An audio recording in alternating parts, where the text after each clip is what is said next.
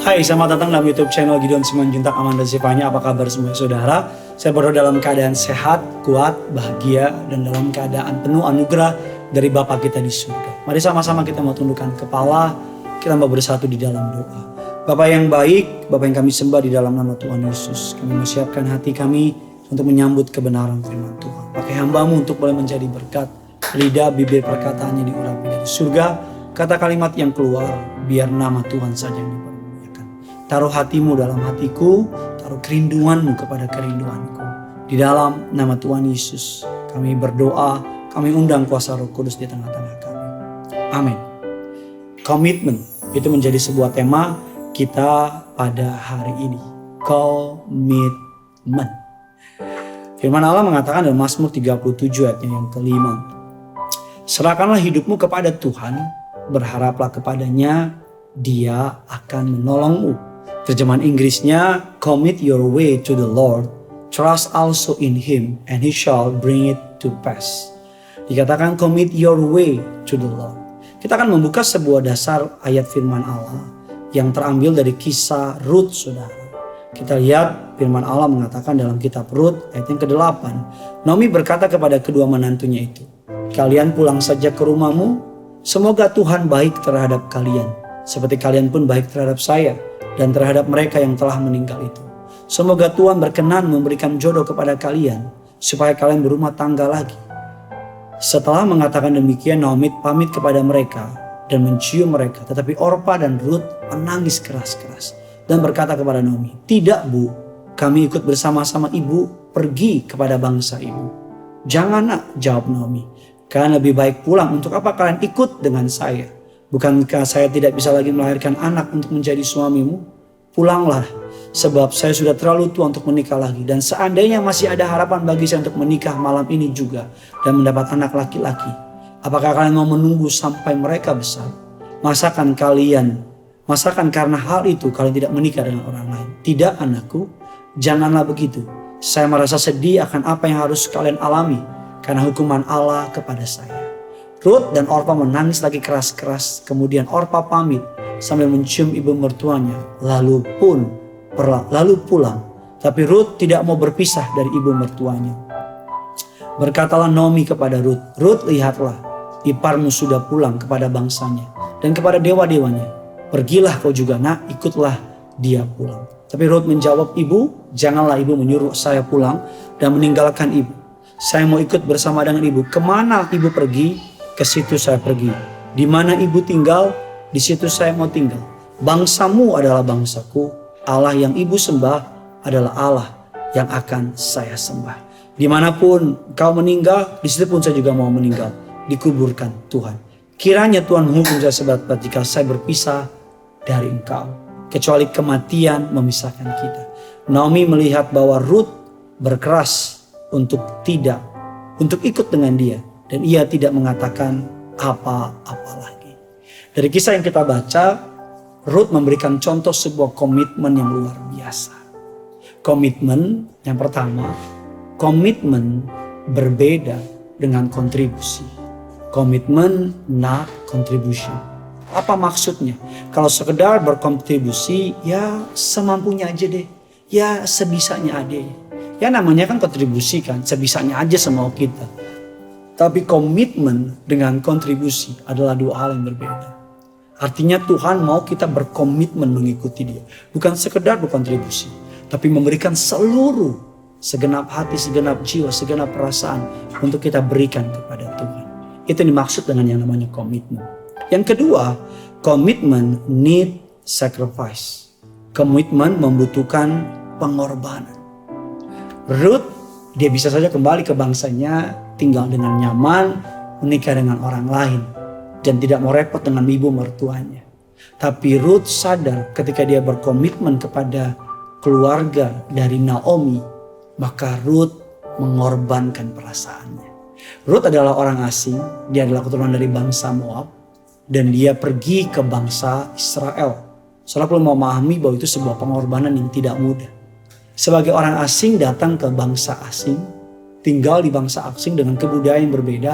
Dan Moab by the way juga adalah salah satu musuh dari bangsa Israel. Jadi Dia selalu bisa bayangin kalau pada masa itu ada masa penjajahan, ada orang Belanda yang tinggalin Belanda untuk tinggal di Indonesia dalam keadaan gak nyaman. Komitmen membutuhkan pengorbanan.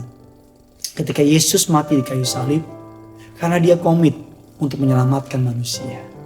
Ketika Allah melakukan berbagai macam cara untuk menolong menyelamatkan kita. Karena Allah yang menciptakan kita tidak akan melepaskan tangannya atas kita. Kalau dia bawa saudara ke tempat ini, dia akan menuntun saudara sampai keadaan kesudahannya. Dia tidak membawa saudara sejauh ini untuk meninggalkan saudara. Dia berkomitmen untuk memberkati saudara. Sama seperti saya berkomitmen sebagai seorang suami, sebagai seorang ayah. Sekalipun kadang-kadang harus kurang tidur, sekalipun kadang-kadang harus capek dan sebagainya. Tapi itu komitmen saya sebagai seorang kepala rumah tangga. Untuk menjaga hati saya, memberikan yang terbaik kepada istri dan anak-anak saya. Yang ketiga, yang terakhir, apa yang bisa kita pelajari dari komitmen. Komitmen need to bigger than feeling. Komitmen harus lebih besar dari perasaan. Komitmen harus lebih besar dari perasaan. Kalau cuma pakai perasaan, orang gampang mundur. Makanya orang kalau mau menikah, jangan pakai rasa-rasa. Harus pakai komitmen. Karena ada kalanya rasa cinta itu hilang, yang tinggal komitmen.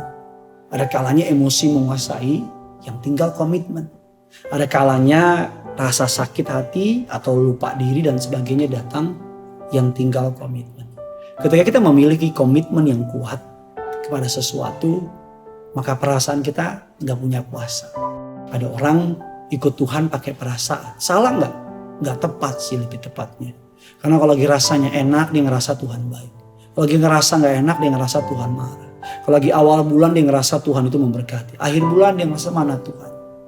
Kalau saudara komitmen percaya sama Tuhan, jangan biarkan perasaanmu meragukan Tuhan.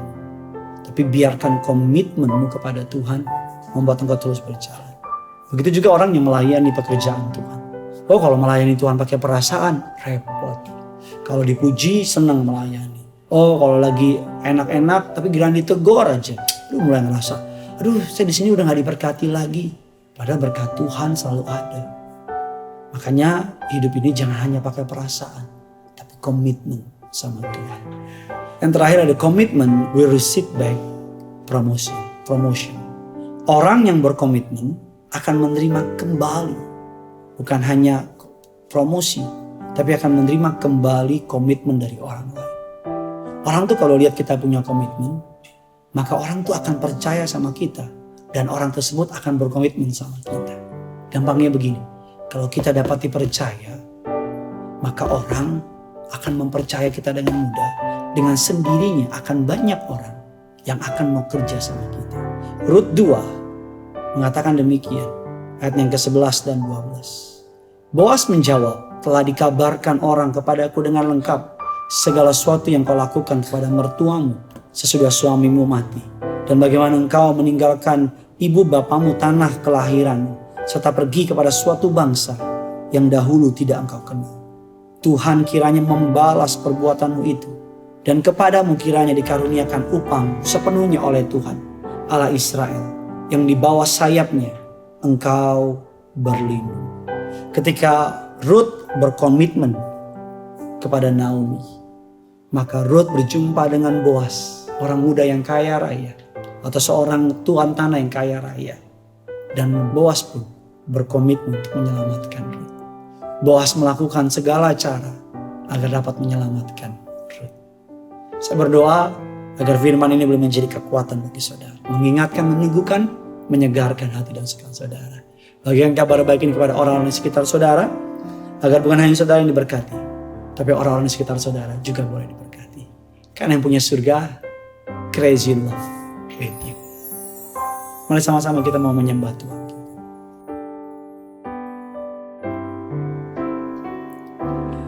Aku mengasihi Engkau Yesus dengan segenap hatiku. Aku mengasihi Engkau Tuhan dengan segenap jiwaku. Ku renungkan firman-Mu siang dan malam, ku pegang perintah-Mu dan ku lakukan. Engkau tahu ya Tuhan, tujuan hidupku hanyalah untuk menyenangkan hati-Mu. Aku mengasihi Engkau, aku mengasihi, amin, Engkau Yesus dengan segenap hatiku. Aku mengasihi